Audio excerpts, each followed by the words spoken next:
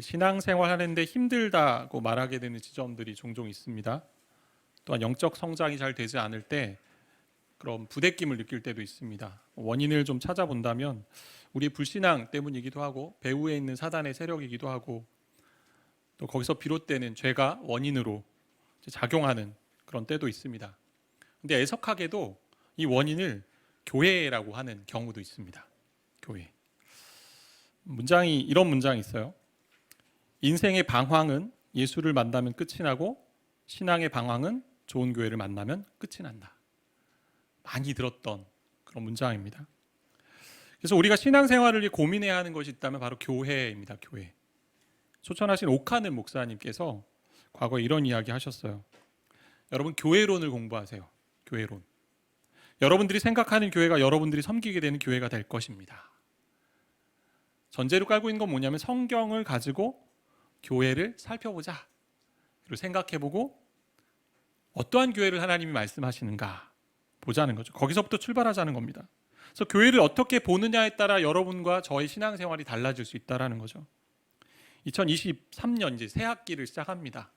개강이라고 얘기하는데 3월이 되면 개강하잖아요. 다락방도 이제 개강을 하는데 교회가 무엇인가, 공동체가 무엇인가라는 그런 마음을 좀 주셔서 오늘 말씀을 나누게 되는데 다락방을 시작해요. 소그룹 공동체잖아요.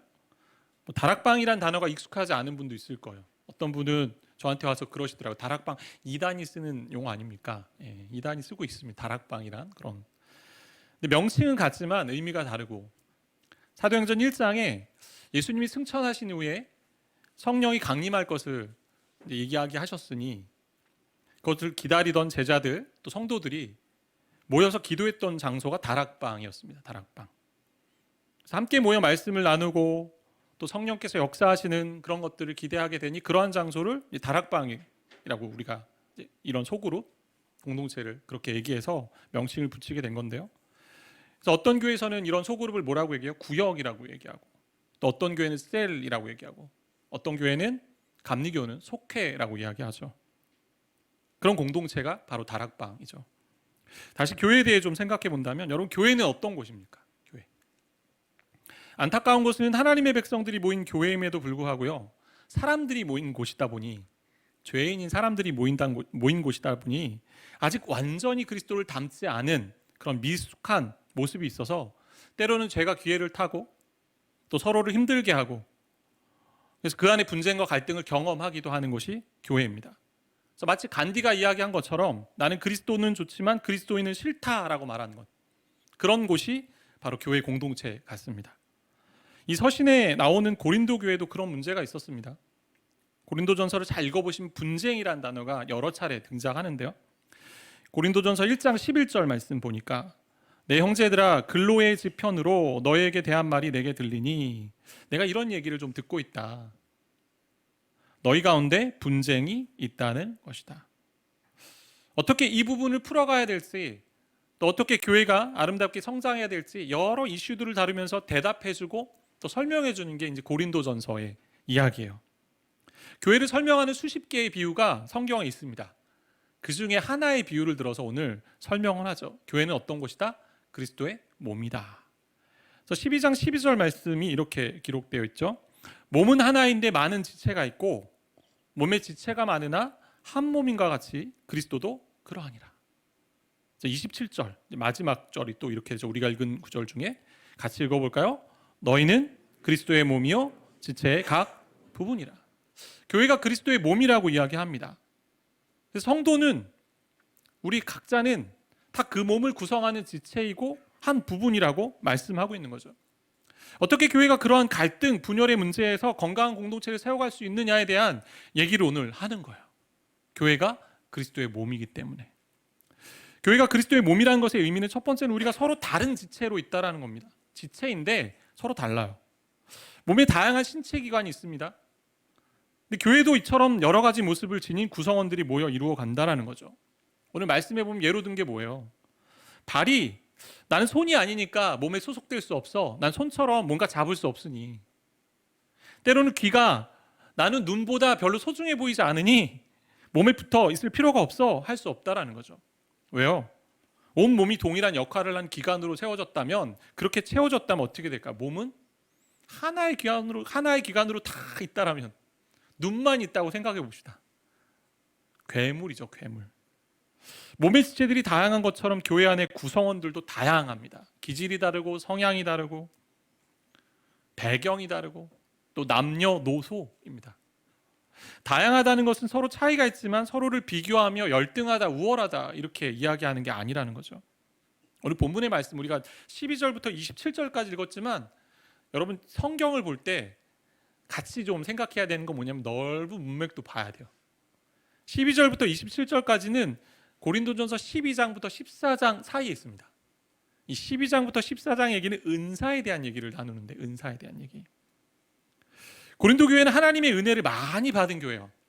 고린도전서 1장을 보면 지혜자도 있었던 것 같고 문벌 좋은 뛰어난 사람들도 있었던 것 같습니다. 근데 더 중요한 건, 더 대단한 건 다양한 은사들이 정말 많았던 교회입니다. 근데 주로 겉으로 드러나는 은사만 주목하고, 예를 들면 방언이나 병고침, 이에 비해서 잘 드러나지 않는 은사는 하찮게 보았다라는 거죠. 그래서 누구는 더 잘났다, 겉으로 드러나는 은사가 막 나오니까. 또 누구는 좀 모자란다 이렇게 생각했던 것 같아요. 그러니까 교회 안에 자연스럽게 무엇이 있습니까? 분쟁이 있습니다. 분열이 있습니다. 다툼이 있습니다. 갈라짐이 있습니다. 급기야는 어떻게 서로 파당을 나누게 되죠. 줄을 세웁니다. 그래서 1장 12절 말씀 고린도전서 보면 세 번역으로 이렇게 되어 있어요. 다름이 아니라 여러분은 저마다 말하기를 나는 바울 편이다. 야, 우리 편 뭐요? 난 바울. 나는 아볼로 편이다. 나는 게바, 베드로죠. 베드로 편이다. 나는 그리스도 편이다 라고 한다는 거죠. 자기 줄 세웁니다. 가끔 그렇게 신앙생활 하시는 분들 종종 본 것 같아요. 사람 만나면서 조금씩 자기 세력을 만들어갑니다. 확장해가죠. 지난번 말씀드린 대로 서로 파를 나누면 어떻게 되죠? 양파, 대파, 실파, 쪽파 되면 어떻게 돼요? 눈물만 나요. 눈물만. 파를 나누면. 사랑하는 성도 여러분, 교회는 서로 다른 지체가 모인 곳이에요. 다르다는 것은요, 잘못되고 틀렸다는 얘기가 아니잖아요. 누가 더 잘나고 못났고 그런 것이 아닙니다. 몸의 기관처럼요, 눈의 역할을 하는 것이고, 나는 코의 역할을 하는 것이고, 나는 손가락의 역할을 하는 것이고, 다양한 기능, 자기가 가지고 있는 그 고유한 기능들을 통해서 세워간다라는 거죠. 그게 교회됨이에요. 근데 그 지체, 그 부분에서 중요한 지점이 하나 있는데요, 12장 18절 말씀 보니까, 그러나 이제 하나님이 그 원하시는 대로 지체를 각각 몸에 두셨으니, 하나님이요, 여러분과 저를 각각 원하시는 하나님의 계획대로 두셨다라는 거예요. 하나님의 주권과 하나님의 뜻 가운데 우리를 그렇게 놓으셨다라는 것입니다. 그러니 우리는 어떻게 해요? 어떤 은사나 어떤 재능이나 어떤 섬김의 모습을 가지고 비교하면 안 된다라는 거죠. 매주 예배를 드리기 위해서 여러모로 섬기시는 분들이 있습니다. 오늘도 안내하시면서 주차, 또 때로는 이렇게 제가 마시는 물을 올려다 주시는 분도 계시고, 찬양팀을 여러모로 섬기잖아요. 하나님께서 그렇게 특별한 자리를 주셔서 본인이 할 수 있는 것을 섬김으로 몸된 교회를 이루어 간다라는 거죠. 한 몸으로 있기 때문에. 교회도 보면, 교회가 세워지는 것도 보면 목사 혼자 하지 않잖아요. 성도와 더불어 하고, 또 부교역자들과 더불어 하고. 이게 하나님 나라의 신비이고 하나님 나라의 은혜 아닙니까? 그렇게 어떤 틀에 맞추어서 동일하게 이 사람도 나처럼 그렇게 행동해야지, 그렇게 섬겨야지 라고 말할 수 없다라는 거죠. 차이점을 기쁘게 여기고 그 차이점을 가지고 서로가 세워가는 그 즐거움을 누려야 된다라는 것입니다. 두 번째, 그리스도의 몸이라는 것의 의미는 어떤 의미가 있냐? 서로 우리는 돌보는 지체라는 거예요. 지체인데 다르지만 다른 걸로 어떻게 해요? 자기를 주장하는 것이 아니고 돌보는 겁니다. 돌보는 거. 다 눈이면 냄새 맡는 것을 어떻게 돌볼 수 있겠습니까? 부족한 부분을 채워줘야 되는 거잖아요. 22절부터 25절까지 그 이야기를 잘 설명하고 있지 않습니까? 22절 보니까 그뿐 아니라 더 약하게 보이는 몸의 지체가 도리어 요긴하고 중요하다는 얘기예요. 아주 중요하다, 기묘하다, 필요하다. 우리가 몸에 덜 귀히 여기는 그것들을 더욱 귀한 것들로 입혀주며, 우리 아름답지 못한 지체는 더욱 아름다운 것을 얻느니라. 그런즉 우리 아름다운 지체는 그럴 필요가 없느니라. 오직 하나님이 몸을 고르게 하여 부족한 지체에게 귀중함을 더하사, 같이 좀 25절 읽을까요? 몸 가운데서 분쟁이 없고 오직 여러 지체가 서로 같이 돌보게 하셨느니라. 분쟁이 없기 위해서 어떻게 해요? 서로 같이 돌봐야 된다라는 거죠. 몸의 지체를 보면요, 약하게 보이는 지체가 있습니다. 그리고 덜 귀히 보이는 게 있습니다. 때로 아름답지 못한 부분들도 있습니다. 많은 성경 해석자들이 얘기하는 건 아마 내장기관을 얘기하는 것 같다. 아니면 생식기관, 아니면 배설기관. 때로는 옷으로만 가려야 되는 허벅지나 아니면 겨드랑이. 덜 귀히 여기는 부분, 하찮아 보이는 부분, 약해 보이는 그런 부분들, 근데 그러한 것들이 중요한 부분이 된다라고 말씀하고 있는 거죠. 왜요? 하나님께서 모든 지체를 고르게 하셨기 때문에. 조화롭게 하셨다는 얘기예요. 고르게 하다라는 말은 함께 섞다라는 의미인데, 마치 화가가 아름다운 그림을 그리기 위해서 물감을 혼합해서 아름다운 작품을 만들어내듯이, 마치 오케스트라 단원들이 다양한 악기를 가지고 모여서 아름다운 음악을 내듯이 하나님이 그렇게 고르게 만드셨다라는 거죠. 그래서 때로는 아름다운 지체에는 더 아름다운 걸 주지 않습니다. 오히려 약한 지체에게 더 귀중함을 주어서 돌보고 섬기게 하는 일들을 한다라는 거죠. 교회가 이처럼 그리스도의 몸이라면 우리가 서로 연결되어 있음을 알고 서로 돌보는 것이 필요하죠. 왜요? 분열이 없기 위해서.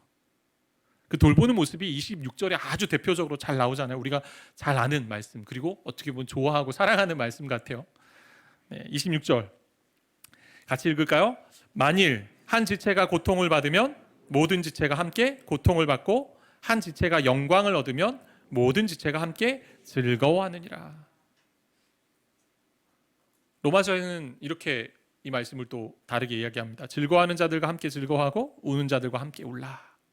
분쟁이 없기 위해서, 몸으로서 기능하기 위해서는 서로 돌보는 모습이 필요하다는 것입니다. 돌보는 모습의 대표적인 것이 함께 웃고 함께 우는 거예요. 함께 기뻐하고 함께 슬퍼하는 것입니다. 영광도 같이 하고 고난도 함께 하는 것입니다. 근데 여러분, 함께 웃고 함께 운다 할 때 어느 것이 더 어려워 보십니까? 함께 울고 함께 웃는다, 함께 웃고 함께 웃는다 할 때 웃는 게, 함께 웃는 게 더 어려워 보이십니까? 아니면 함께 우는 게 더 어려워 보이십니까? 사람의 마음에 그냥 약한 사람에 대한 그 측은지심은 다 올라오는 것 같아요. 섬기자고 하면 지갑도 열고 마음도 열 때가 많습니다. 그런데 다른 사람이 복을 받고 쓰임 받고 칭찬을 들을 때 정말 기뻐하냐 이거죠. 기뻐하냐. 한편으로 또 어떤 것들이 있냐면, 슬퍼하는 자와 슬퍼할 때 그 약한 부분을 함께 공감하면서 도울 수 있습니다. 그런데 도우려 하면서 정작 나의 약점은 드러내지 않고 그걸 통해서 도움받기를 거부한다면 그것도 위선이죠. 다른 사람에게 비이성적으로 도움을 주려면 복음으로 변화된 마음이 필요한데, 다르게 또 본다면 진짜 다른 이로부터 수치심 없이 도움을 받아들이는 것도 복음이 변화된 마음이 필요하다는 거예요. 하나님은요, 꼭 우리가 돕는 자리에만 있도록 만들지 않으셨어요. 서로 돌보게 하셨습니다.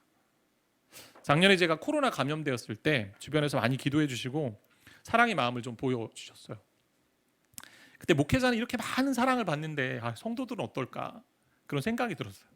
그래서 기도하는 가운데 비슷한 시즌에 코로나 감염된 분이 계셔서 제가 그냥 기도하다가 음식 상품권을 보내드렸습니다.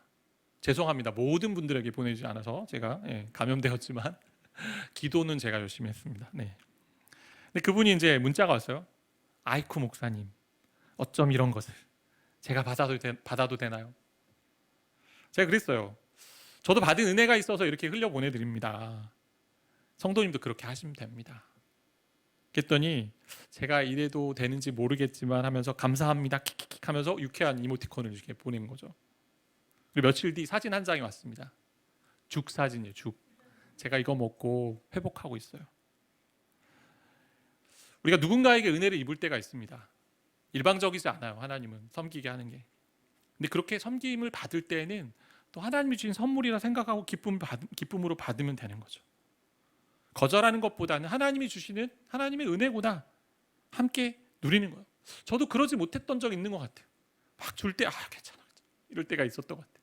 근데 하나님께서 우리를 서로 돌보게 하시는구나, 함께 즐거워하고 함께 슬퍼하는 일을 하게 하시는구나, 그런 부분이라는 거죠. 그렇게 나왔을 때 또 함께 격려하고 칭찬하고 또 감사하면 되고, 또 이렇게 하고 나니까 그분이 또 다른 기회를 통해서 저에게 사랑을 또 보내주시더라고요. 우리가 그리스도의 몸된 지체로 교회를 이루어 간다면 그럼 어떻게 돌봐야 되는가? 어떻게? 돌보다라는 이 단어가요, 원어적으로는 걱정하다라는 단어예요. 다른 사람을 위해서 걱정하다, 근심하다, 염려하다 이 얘기가 아니고, 걱정하다는 얘기는 보살피는 말보다 좀 더 확장돼서 아주 좀 더 뭐랄까 절박한 단어예요. 진짜 그 사람에 대해서 깊이 생각하고 묵상하고 관심을 기울이는 게 돌보는 것이다. 지체 의식이 그렇습니다. 발이 짓밟혔어요.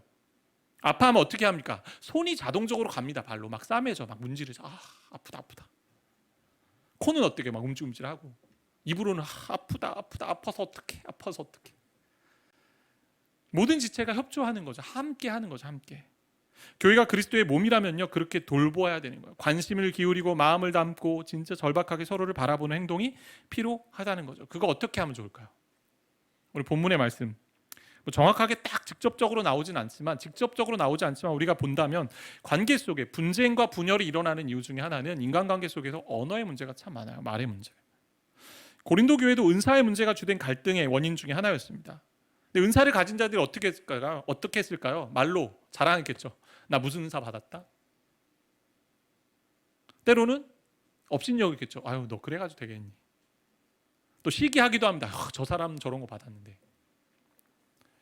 그리스도의 몸, 그리스도의 그 몸의 지체라면 서로 돌보고 함께 즐거워하고 함께 우는 그런 말들을 함께 나눠야 된다는 거죠. 제가 일반 성도 파송 운동으로 청빙되어서 함께 준비하는 수창기의 이찬수 목사님이 목사님께서 해주신 말씀이 있어요. 제가 찾아봤는데 말씀을 준비하다가 적어놨더라고요. 커튼 뒤에서 말하지 않기. 이거였습니다. 커튼 뒤에서 말하지 않기. 소통의 중요성을 말하면서 커튼 뒤에 숨어서 이야기하지 말고, 궁금하거나 의문점이 있으면 언제든 찾아와서 이야기하고 그렇게 말하는 것이 건강하다라는 이야기였습니다. 그래서 그런 문화를 교회 안에 많이 세워왔다라고 하셨어요. 그래서 과거 사역을 돌아보면 별거 아닌데 말 때문에 서로 상처받고 갈등의 상황을 경험하기도 합니다. 그러면 꼭 찾아오는 분이 계세요. 누구죠? SS 섭섭이가 찾아와요. 섭섭이. 너무 재미난 건 섭섭한 마음이 어떻게 돼요? 또 다른 섭섭이를 찾아요. 같이 나눕니다. 나누다 보면 꼭 그런 사람이 있어요. 그러게, 이 공동체는 왜 그런데? 이 공동체는 이게 왜 이럴까? 좀 이상해. 교회는 다양한 사람들도 있고요, 약함도 존재하는 곳이기 때문에 시간이 필요합니다. 소통도 필요하죠. 오해가 많이 있으니. 그래서 커튼 뒤에서 하지 말고 문의하고 소통하라는 거예요. 앞에 와서 괜찮은 척 하지 말고 안에 있는 감정들을 다 내놓아라 라고 그렇게 이찬수 목사님이 저에게 이야기해 주셨어요. 외부에서 온 사람들에 대해서. 그게 예의 중에 예의다. 제가 개척을 해보니까 그런 부분이 무엇인지 더 많이 좀 와닿는 것 같아요. 이제 1년을 향해 가고 있지 않습니까? 시간과 방식의 부분에 적응하는 과정이 있는 겁니다. 지금 서로가 적응하는 과정이 있는 거잖아요. 그래서 혹시 궁금증이 있다면 커튼 뒤에 계시지 말고 함께 소통하고 함께 이야기했으면 좋겠다라는 그런 마음이 있어요. 왜요? 우리는 그리스도의 몸이에요. 몸의 지체예요. 여러분, 몸은요 서로 돌보는 관계지 서로 해하는 관계가 아닙니다. 눈이 입에 대해서 해합니까? 손이 발에 대해서 막 치고 자기 몸을 막, 정신이 이상하지 않는 사람 치고는 그렇게 하지 않잖아요. 보살피고 감싸 안고. 이런 이야기도 또 해주셨어요. 아마 여러분이 새로 왔기 때문에 분당 우리 교회에 대해서 의구심이 드는 지점들이 발생할 수 있을 것이다. 근데 그때 부정적인 말 하지 말고 당분간은 좀 이해한다는 마음으로 지켜봤으면 좋겠다.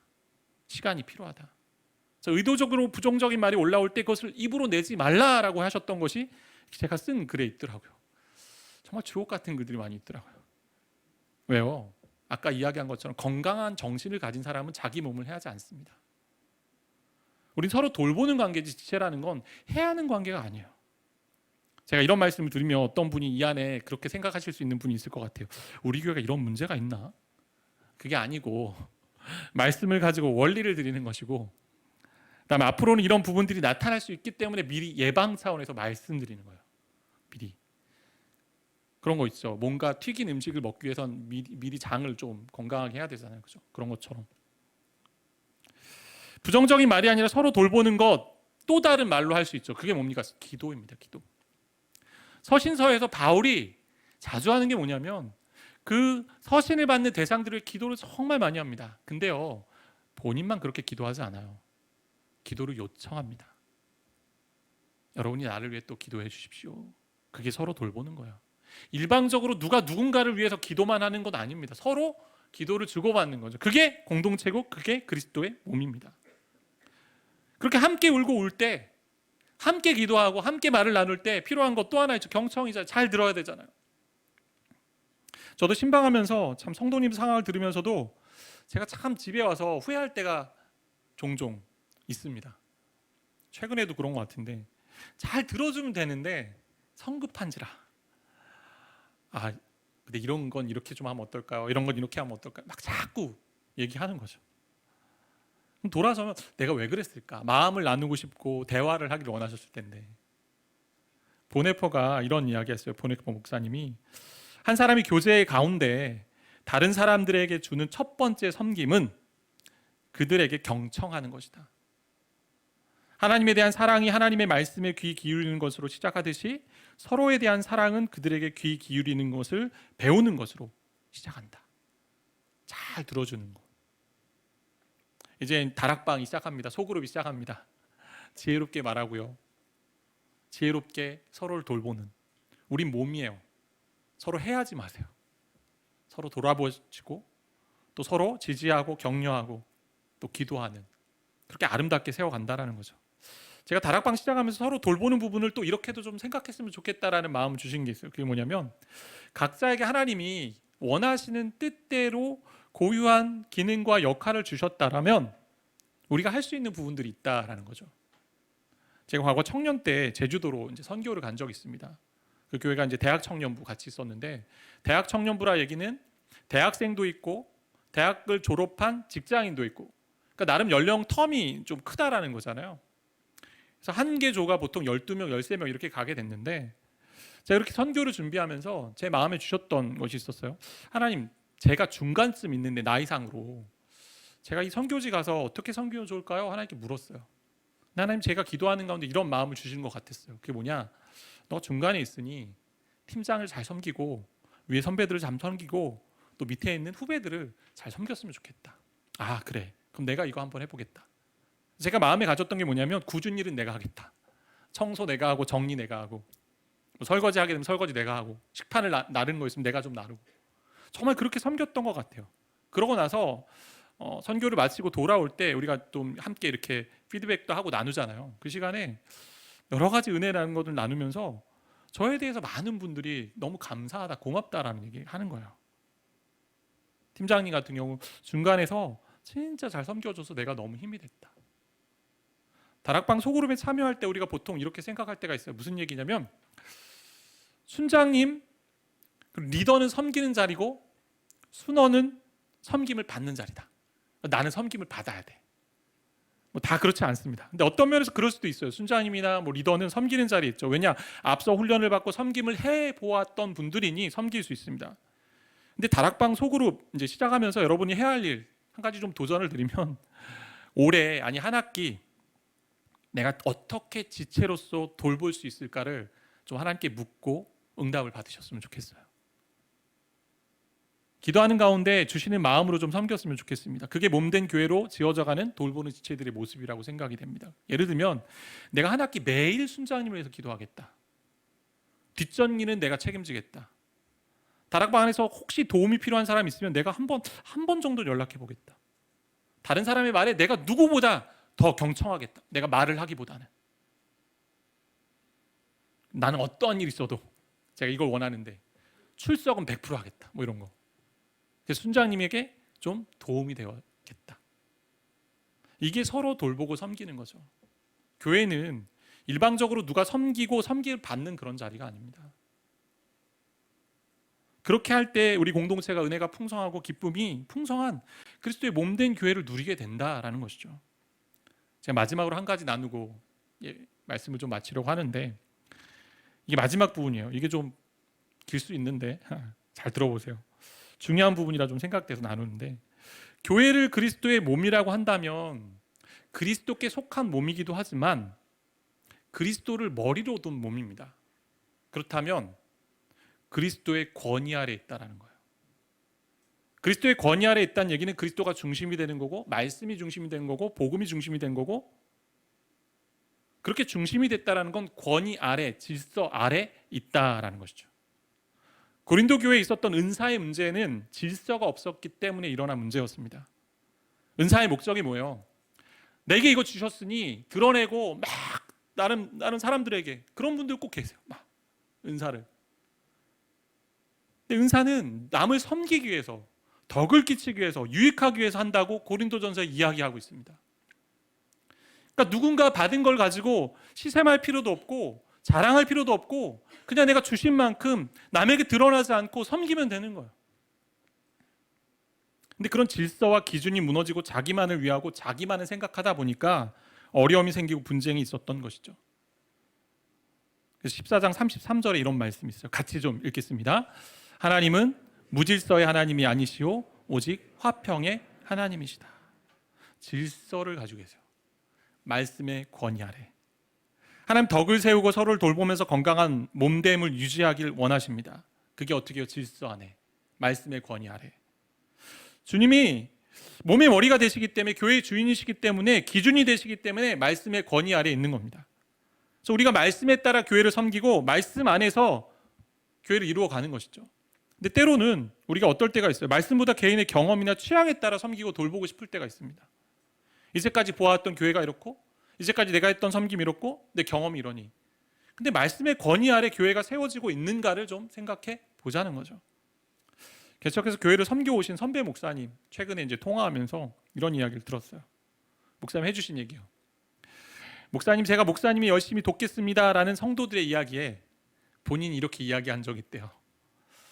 그분을 보면서 성도님 그 마음 너무 귀하고 너무 감사한데, 그런데 더 좋은 것은요, 저를 믿고 잘 따라와 주시는 것이 훨씬 좋습니다.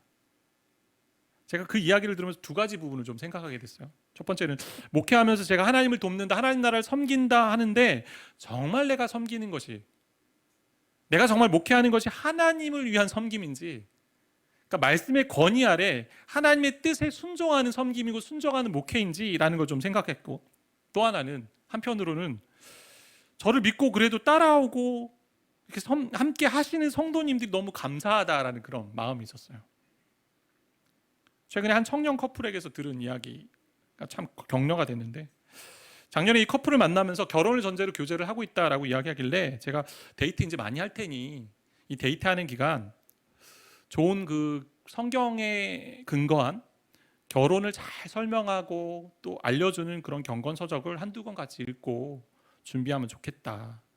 근데 그냥 서로가 헤어져서 읽고 와서 만나고 나누면 시간이 2배, 3배 드니 책을 하나 택해서 카페에 와서, 때로는 함께 모이는 그 장소에 와서 같이 음독을 하고 나눠라. 한 사람이 먼저 한 문당 읽고 다음 사람이 한 문당 읽거나, 아니면 게임을 해라. 한 사람이 읽다가 틀리면 그 다음 사람이 읽고, 한 장을 다 읽을 필요도 없다. 그냥 한 15분 정도 읽고 한번 나눠봐라. 최근에 이제 이야기를 들었는데 목사님 저희 추천한 2권의 책을 다 읽었어요. 그렇게 해서 읽으면서 결혼에 대한 저희 생각이 잘 정리된 것 같아요. 너무 감사해요. 그러면서 또 다른 책을 추천해 주실 수 있나요? 이런 이야기 들을 때 목회자가 되게 행복합니다. 왜? 저를 믿어주는 거니까. 믿어주고 성도의 유익을 위해 좋은 것을 주려고 권면하고 나눴을 때 잘 귀담아주고 따라주면 그게 정말 행복한 거예요. 제가 이걸 보면서 저에게 도전했습니다. 야, 이들의 모습을 보면서 내가 정말 하나님의 말씀에 나는 진짜 그 권위 아래 순복하고 있는가? 교회를 세워가면서 내가 생각하는 그런 교회를 얘기하는 거 아닌가?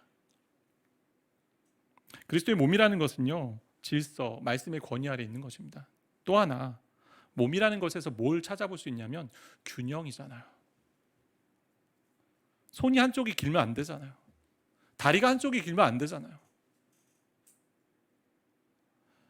예수 가온교회, 가온이란 얘기는 순 우리말로 중심이라는 단어인데, 예수가 중심이 되었다라는 것, 복음이 중심되고 말씀이 중심된다라는 것도 있지만, 중심이라는 의미는 또 다른 의미가 뭐냐면 균형이라는 의미가 있습니다.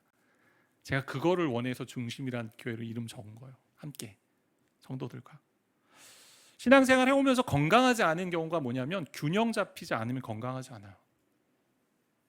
지체로 서로 균형 있게 자라야 하는 거죠. 서로 돌보는 것이 그런 겁니다. 때로 한쪽으로 치우칠 때도 있습니다. 그러나 그때 내가 끝에 와 있다면 다른 쪽 끝을 향해 가야 돼요. 너무 섬김만 많이 하고 있다면 자리에 앉아서 말씀을 깊이 묵상하고 또 교제하는 시간도 필요합니다. 경험으로만 신앙생활을 주로 많이 해왔다면 이제는 어떻게 해야 돼요? 그게 아니라 말씀의 진리 안에 거하는 모습이 필요한 거죠. 약한 자만 눈에 계속 들어온 사람이라면 그게 뭐 사명이고 어떻게 보면 섬김의 그런 열정일 수 있어. 그러나 또 한편으로는 주님이 때로는 세리의 친구들이고 먹고 마시는 것을 즐거워한다 오해를 받으셨던 것처럼 그런 사람들과의 그런 품은 모습들도 필요하다는 거죠. 우리가 서 있는 자리와 이 은사, 재능의 자리 이런 것들을 통해 그리스도의 권위 아래, 말씀의 질서 아래 머물며 균형 있는 신앙생활을 할 때 교회가 건강하게 성장하고 여러분과 제가 건강하게 자라는 겁니다. 말씀을 맺겠습니다. 유진 피터슨 목사님이 이렇게 이야기했어요. 우리는 공동체이다. 혼자서는 우리가 아니다. 우리는 공동체 속에서 태어나며 공동체 안에서 살아가며 공동체 안에서 죽는다. 인간 존재는 혼자가 아니며 혼자로 충분하지 않다. 그럼 성경에 보면요, 외톨이 기독교인은 없습니다. 외톨이 성도는 없습니다. 개인주의 기독교를 이야기하지 않습니다. 개인주의 기독교. 몸된 지체로 부분으로 우리가 그리스도의 몸을 이루어갈 때 이 안에 성장이 있는 거예요. 그리고 공동체 안에 누리게 하시는 기쁨이 있습니다. 이런 교회를 어떻게 해야 될까요? 그래서 여러분이 서로 몸된 지체인 성도들을 서로 돌보고 나눌 때 우리 안에 참된 은혜와 평강이 있는 줄 믿습니다. 네. 그래서 그렇게 머리 대신 그리스도를 모시고 그 질서 안에 머물고 말씀의 권위 아래 머물고 또 균형 잡힌 신앙생활을 해갈 때 여러분 하나하나가 건강해야 교회가 건강해집니다. 우리 교회를 그렇게 사랑하며 또 세워가는 저 여러분 되기를 바라고 축복합니다.